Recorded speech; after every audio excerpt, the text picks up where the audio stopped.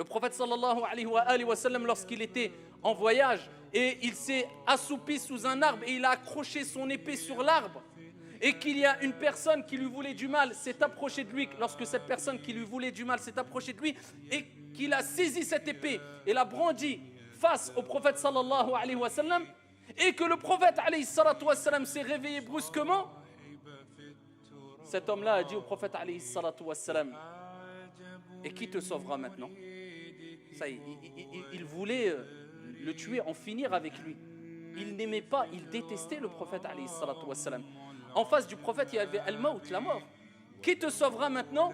Le prophète alayhi salatu wa sallam, c'est un prophète qui reçoit des miracles, c'est un envoyé qui a un degré de certitude qu'aucun d'entre nous, même réunis, ne pourrait avoir. Il dit Allah, mon Seigneur, Dieu. L'épée est tombée, le prophète a saisi l'épée et l'a pointée vers lui et lui a dit, et qui te sauvera maintenant? Il dit, ô messager, ô Mohammed. Il n'était pas croyant, il ne croyait pas en Dieu et au prophète Mohammed alayhi salatu wa sallam. Il dit, ô Mohammed, sois meilleur preneur. Le prophète alayhi salatu wa sallam discute avec lui, lui dit une condition. Est-ce que tu attestes qu'il n'y a de Dieu qu'un Dieu unique et que je suis l'envoyé de Dieu? Il dit non. Il dit non. Est-ce que le prophète a dit donc je te tue? Non. L'autre, il a été honnête. En face de lui, il a été honnête. Il a dit non, je n'atteste pas qu'il n'y a qu'un Dieu unique et que tu es le messager de Dieu. Il dit par contre, je m'engage à ne jamais te combattre et à ici accompagner une armée qui te combattra. Je m'engage à cela. Le prophète, il lui a dit, pars en paix. C'est bon, tu peux partir. Il est parti alors qu'il voulait tuer le prophète Mohammed alayhi salatu wa salam, avec cette leçon qui est, cet homme a répondu au mal, à la mort, par le bien en me laissant libre vers son peuple, et il dit, Ji'tukum min indi khayrin nas, Mohammed ibn Abdillah alayhi salatu wa salam. Il va voir les gens de son peuple et dit, je viens de chez la meilleure des personnes, le meilleur des gens. Alayhi salatu wa salam. Dans un autre hadith rapporté par l'imam Ahmad, bisanadin Hassan, Abu Bakr as-Siddiq radiyallahu anhu wa arda.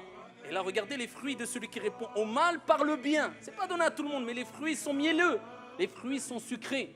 Et tu les récolteras, incha'Allah, et tu goûteras au repos et à l'apaisement de l'âme. C'est pas donné à tout le monde. Mais en prenant conscience de ces hadiths-là, de ces versets, de ces paroles divines et prophétiques, cela va te motiver, te pousser à le faire. Abu Bakr était en présence du prophète alayhi salatu wassalam. Et en face d'Abu Bakr, il y avait des gens qui insultaient Abu Bakr as-Siddiq radiyallahu anhu warda. Ils l'insultaient. Le prophète ne cessait de sourire. Plus les gens l'insultaient et plus Abu Bakr patientait, et plus le prophète ne cessait de sourire et continuait à sourire et à montrer sa joie.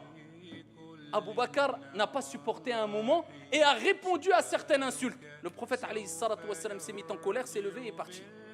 Abu Bakr est parti vers le prophète. Il dit, Ya Rasulallah, tu étais auprès de moi, tu souriais. Quand je me suis défendu à un moment, j'étais à bout, je me suis défendu, tu t'es levé et tu es parti. Il dit, car quand tu ne répondais pas, lorsque tu patientais, lorsque tu endurais face à ces insultes, il y avait un ange qui était présent et qui ne cessait de leur répondre, et cela me réjouissait.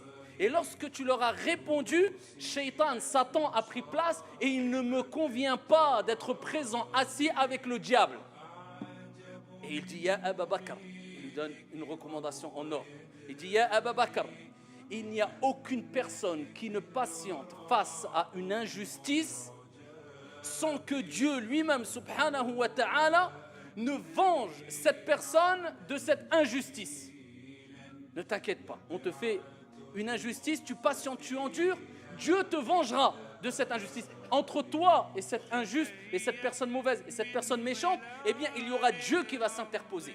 Ça, c'est les recommandations du prophète, alayhi salatu wassalam. Et pour continuer à nous pousser à répondre au mal parce qu'il y a de meilleurs, continuez à méditer quant à la vie du prophète, alayhi salatu wassalam, et à ce que nous a donné comme héritage le prophète, alayhi salatu wassalam. Ces paroles, le prophète, sallallahu alayhi wa sallam, fi sahih, nous dit, المؤمن الذي يخالط الناس ويصبر على أذاهم خير من المؤمن الذي لا يخالط الناس ولا يصبر على أذاهم. Le prophète le dit clairement, le croyant qui se mélange aux gens, regardez encore le côté sociable, la sociabilité avec laquelle doit vivre le croyant qui se mélange aux gens, الناس, est patiente quant à leurs préjudices, est patiente. Parce qu'il y a des gens, quelquefois, qui disent, moi, je préfère m'isoler, je ne vois personne, les gens sont méchants, comme si lui était parfait. Al-Kamalu lillah. Peut-être c'est toi qui es mauvais, peut-être c'est toi qui manques de sociabilité, peut-être que...